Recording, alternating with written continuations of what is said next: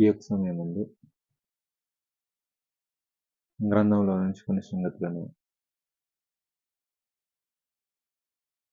ధ్యానిద్దాం. ఈ యొక్క సమయమందు యోహాను సువార్త 3వ అధ్యాయం 16వ వచనాన్ని చదివి మనం ఒక పాఠాన్ని చిన్న అంశాన్ని మనం ఆలోచన చేస్తాం. యోహాను సువార్త 3వ అధ్యాయము 16వ వచనంలో దేవుడు లోకమును ఎంతో ప్రేమించెను. ఈ యొక్క సమయమందు మనం ఆలోచించబోయేటటువంటి అంశం ఏదేనంటే దేవుని ప్రేమ. దేవుని ప్రేమను గురించి ఈ యొక్క సమయమందు మనము చదువుదాం, ధ్యానిద్దాం. ఈ యొక్క లోకంలో మనం ఆలోచన చేసినట్లయితే ఈ లోకంలో మనిషి వెతుకుతున్నటువంటి ముఖ్యమైనటువంటి విషయము ప్రేమ. కానీ మనుషుల యొక్క ప్రేమ పరిమితమైనది. కొన్నిసార్లు ఆ యొక్క ప్రేమ మారిపోతూ ఉంటది. అయితే దేవుని ప్రేమ మాత్రం ఎప్పటికీ మారనిది. ఎప్పటికీ మారదు దేవుని యొక్క ప్రేమ. ఈరోజు మనము దేవుని ప్రేమను గురించి తెలుసుకుందాం. దేవుని యొక్క ప్రేమ మనిషి ప్రేమ లాంటిది కాదు. మనిషి యొక్క ప్రేమ అది మనుషుల యొక్క ప్రేమ పరిమితమైనది. దేవుని యొక్క ప్రేమ శాశ్వతమైనది. శాశ్వతంగా ఉండేటటువంటిది దేవుని యొక్క ప్రేమ. కాబట్టి ఈ యొక్క సమయమందు దేవుని ప్రేమను గురించి మనము ధ్యానిద్దాం. దేవుని ప్రేమ నిస్వార్థమైనది. దేవుని యొక్క ప్రేమ నిస్వార్థమైనది. స్వార్థం లేనటువంటి ప్రేమ. ఎలాంటి స్వార్థం లేనటువంటి ప్రేమ అనంటే రోమీయులకు రాసిన పత్రిక, రోమాపత్రిక 5వ అధ్యాయము, రోమీయులకు రాసిన పత్రిక 5వ అధ్యాయము 8వ వచనంలో, రోమీయులకు రాసిన పత్రిక 5వ అధ్యాయం 8వ వచనం. అయితే దేవుడు మన ఎడల తన ప్రేమను వెల్లడిపరుచుచున్నాడు. తన యొక్క ప్రేమను వెల్లడిపరుచున్నాడు. ఎట్లనగా మనమికను పాపులమై ఉండగానే క్రీస్తు మన కొరకు చనిపోయెను. క్రీస్తు మన కొరకు చనిపోయాను. దేవుడు మనము పాపులమై ఉండగానే, పాపులుగా ఉన్నప్పటికీ మనలను ప్రేమించాడు అనే విషయాన్ని మనకు గ్రంథం తెలియజేస్తోంది. అయితే దేవుడు మన ఎడల తన ప్రేమను వెల్లడిపరుచుచున్నాడు. ఎలా వెల్లడిపరుచుతున్నాడు అంటే ఎట్లనగా మనం ఇంకను పాపులమై ఉండగానే క్రీస్తు మన కొరకు చనిపోయాడు. దేవుని యొక్క ప్రేమ మనము పాపులమై ఉన్నప్పటికీ దేవుడు మన ఎడల ప్రేమను కనపరుస్తున్నాడు, ప్రేమిస్తున్నాడు. మనము అర్హులము కాకపోయినా ఆయన యొక్క ప్రేమను బట్టి మనల్ని ప్రేమిస్తున్నాడు. మనము వాస్తవానికి ప్రేమకు అర్హులము కాము. అయినప్పటికీ మనము అర్హులము కాకపోయినా దేవుడు మనల్ని ప్రేమిస్తున్నాడు. కాబట్టి దేవుని యొక్క ప్రేమ నిస్వార్థమైనది, స్వార్థం లేనటువంటి ప్రేమ. మనము పాపులమై ఉండగానే దేవుడు మనల్ని ప్రేమించాడు. నెంబర్ 1, దేవుని యొక్క ప్రేమ నిస్వార్థమైనది.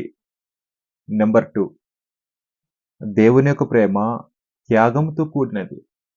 దేవుని యొక్క ప్రేమ త్యాగంతో కూడినది. ఎలాంటి త్యాగంతో కూడినది అంటే దేవుడు లోకమును ఎంతో ప్రేమించెను. తన యొక్క ప్రేమ త్యాగంతో కూడినటువంటి ప్రేమ. దేవుడు లోకమును ఎంతో ప్రేమించెను కాగా ఆయన తన అద్వితీయ కుమారునిగా పుట్టిన వాని యందు విశ్వాసముంచు ప్రతి వాడును నశింపక నిత్యజీవం పొందినట్లు ఆయనను అనుగ్రహించెను. తన యొక్క ప్రేమను కనపరచడానికి తన యొక్క ఏకైక కుమారుని ఏకైక కుమారుడైన యేసును మన కొరకు ఇచ్చాడు. మన కొరకు ఇచ్చాడు. దేవుని యొక్క ప్రేమలో ఏముంది అనంటే త్యాగంతో కూడినటువంటి ప్రేమ. మొదటి యోహాను పత్రిక 4 అధ్యాయము. మొదటి యోహాను పత్రిక 4 అధ్యాయం 10 వచనంలో. మనము దేవుని ప్రేమించితిమని కాదు. మనము దేవుని ప్రేమించితిమని కాదు. తానే మనలను ప్రేమించి మన పాపములకు ప్రాయశ్చిత్తమై ఉండుటకు తన కుమారుని పంపెను. ఇందులో ప్రేమయున్నది. మనము దేవుని ప్రేమించితిమని కాదు. మనము దేవుని ప్రేమించితిమని కాదు. తానే మనలను ప్రేమించి, దేవుడే మనల్ని ప్రేమించి, మన పాపములకు ప్రాయశ్చిత్తమై ఉండుటకు, మన పాపముల కొరకు ప్రాయశ్చిత్తమై ఉండుటకు తన కుమారుని పంపెను. ఇందులో ప్రేమయున్నది. దేవుని యొక్క ప్రేమలో త్యాగమున్నది. త్యాగంతో కూడినటువంటి ప్రేమ. దేవుని యొక్క ప్రేమ త్యాగంతో కూడినటువంటి ప్రేమ. మనము ఏం చేయాలనంటే ఆలోచన చేయాలి. త్యాగంతో కూడినటువంటి ప్రేమ దేవుని యొక్క ప్రేమ. త్యాగపూరితమైనటువంటి ప్రేమ. లోకాన్ని ప్రేమించినటువంటి దేవుడు తన కుమారుని అప్పగించాడు. తన యొక్క కుమారుని అప్పగించాడు. అనుగ్రహించాడు తన కుమారుని. ఆయన తన అద్వితీయ కుమారునిగా పుట్టిన వాని యందు విశ్వాసముంచు ప్రతివాడు నశింపక నిత్యజీవం పొందినట్లు ఆయనను అనుగ్రహించెను. తన కుమారునే అనుగ్రహించాడు తన యొక్క ప్రేమను బట్టి. దేవుని యొక్క ప్రేమ నెంబర్ 2 త్యాగంతో కూడినది. దేవుని యొక్క ప్రేమ నెంబర్ 1 నిస్వార్థమైనది. స్వార్థం లేనటువంటి ప్రేమ. నెంబర్ 2 దేవుని యొక్క ప్రేమ త్యాగంతో కూడినది. త్యాగంతో కూడినది. ఇంత గొప్ప ప్రేమ ఇంత గొప్ప ప్రేమో మనం ఏం చేయాలంటే ఆలోచన చేయాలి. ఇంత గొప్ప ప్రేమ దేవుడు మన ఎడల కనపరుస్తున్నాడు. నెంబర్ 1 దేవుని యొక్క ప్రేమ నిస్వార్థమైనది. నెంబర్ 2 దేవుని యొక్క ప్రేమ త్యాగంతో కూడినది. నెంబర్ 3 హెబ్రీయులకు రాసిన పత్రిక 13వ అధ్యాయం. హెబ్రీయులకు రాసిన పత్రిక 13వ అధ్యాయంలో దేవుని యొక్క ప్రేమను గురించి తెలియజేస్తూ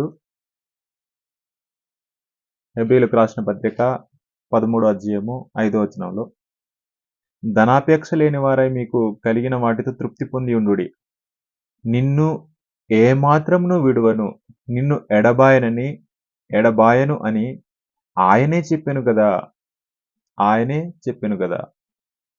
దేవుని యొక్క ప్రేమ శాశ్వతమైనది, నిత్యమైనది.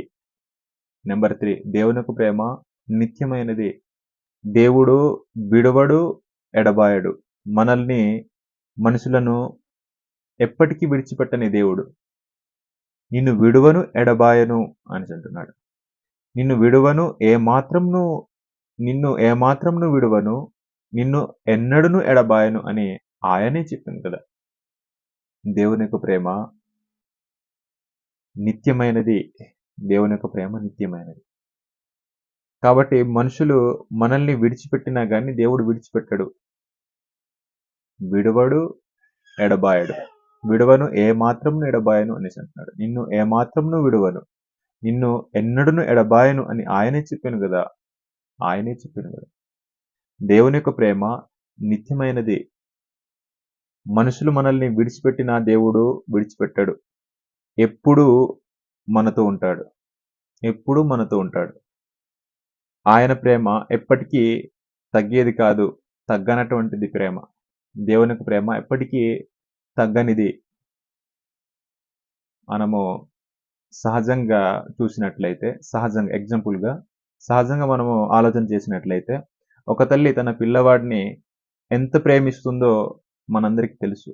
ఒక తల్లి తన యొక్క బిడ్డను ఎంత ప్రేమిస్తుందో మనకు తెలుసు.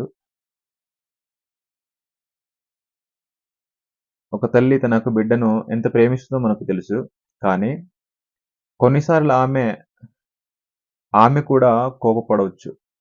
కొన్ని సార్లు ఒక తల్లి తన కన్న బిడ్డను కొన్ని సార్లు కోప్పడవచ్చు. కానీ దేవుని ప్రేమ అలాంటిది కాదు. అది ఎప్పటికీ స్థిరంగా ఉండేటటువంటిది. ఎప్పటికీ స్థిరంగా ఉండేటటువంటి ఉండేటటువంటిది దేవుని యొక్క ప్రేమ. దేవుని యొక్క ప్రేమ నిస్వార్థమైనది నంబర్ 1. నంబర్ 2 దేవుని యొక్క ప్రేమ త్యాగంతో కూడినది. దేవుని యొక్క ప్రేమ నిత్యమైనది. శాశ్వతంగా ఉండేది. కాబట్టి ఒక తల్లి తన పిల్లవాడిని ఎంత ప్రేమిస్తుందో మనకందరికీ తెలుసు.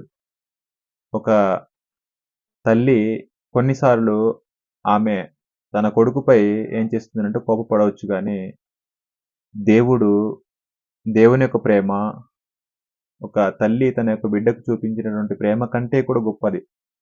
దేవుని యొక్క ప్రేమ అలాంటిది కాదు. అది ఎప్పటికీ స్థిరంగా ఉండేటటువంటిది దేవుని యొక్క ప్రేమ. కాబట్టి ఇలాంటి యొక్క దేవుని యొక్క ప్రేమను చాలా గొప్పదైనటువంటి ప్రేమను మనం ఆ ప్రేమను అంగీకరించాలి. మన జీవితాన్ని ఆయనకు అప్పగించాలి. ఈరోజు మీరు దేవుని ప్రేమను స్వీకరిస్తున్నారా? దేవుని యొక్క ప్రేమను గ్రహించి స్వీకరించవలసినటువంటి బాధ్యత ప్రతి వ్యక్తికి ఉంది. దేవుని ప్రేమ అద్భుతమైనది. ఇలాంటి యొక్క దేవుని యొక్క ప్రేమను ప్రతి వ్యక్తి కూడా తాను తెలుసుకోవాలి. దేవుని యొక్క ప్రేమను తెలుసుకొని, దేవుడే ప్రేమ స్వరూపి అనే ఒక విషయాన్ని తెలుసుకోవాల్సినటువంటి అవసరత ప్రతి వ్యక్తికి. యోహాను రాసిన మొదటి పత్రిక. యోహాను రాసిన మొదటి పత్రిక 4వ అధ్యాయం 8వ వచనంలో దేవుడు ప్రేమ స్వరూపి. దేవుడు ప్రేమయై ఉన్నాడు. దేవుడు ప్రేమ స్వరూపి. అలాంటి ప్రేమ స్వరూపి అయినటువంటి దేవుడిని తెలుసుకొని, దేవుడు మన యెడల చూపిస్తున్నటువంటి ప్రేమ ఎటువంటిదో ప్రతి వ్యక్తి కూడా తెలుసుకోవాలి. కాబట్టి ఈ విషయాలను మీ మనసులో ఉంచుకోవాలని మీ అందరికీ మనవి చేస్తూ చిన్న ప్రార్థన చేద్దాం. నీతి స్వరూపుడగు మా ప్రియ తండ్రి, పరిశుద్ధ దేవానికి స్తోత్రాలు. తండ్రి, ఈ యొక్క సమయమందు నీ యొక్క మాటలను ఆలోచన చేసి ఉన్నాం. నీ ప్రేమ యొక్క ఉన్నతమైనటువంటి గొప్ప ప్రేమను మేము ఆలోచన చేసి ఉన్నాం. ఆలోచన చేసినటువంటి నీ యొక్క ప్రేమను మేము గ్రహించి, నీ యొక్క ప్రేమను మేము అంగీకరించి, మా యొక్క హృదయాల్లో నీ యొక్క ప్రేమను ఉంచుకుంటూ, మా యొక్క జీవితాల్లో నీ యొక్క ప్రేమను కలిగి జీవించడానికి తగిన కృపను విస్తరింపచేయండి. మీరు ఇంత ప్రేమను మా యెడల చూపిస్తున్న విధానాన్ని బట్టి మీకు స్తోత్రాలు సమర్పించుకుంటూ, ఈ ప్రార్థన మా ప్రభువైన యేసుక్రీస్తు నామమున ప్రార్థిస్తున్నాము పరమ తండ్రి. ఆమేన్.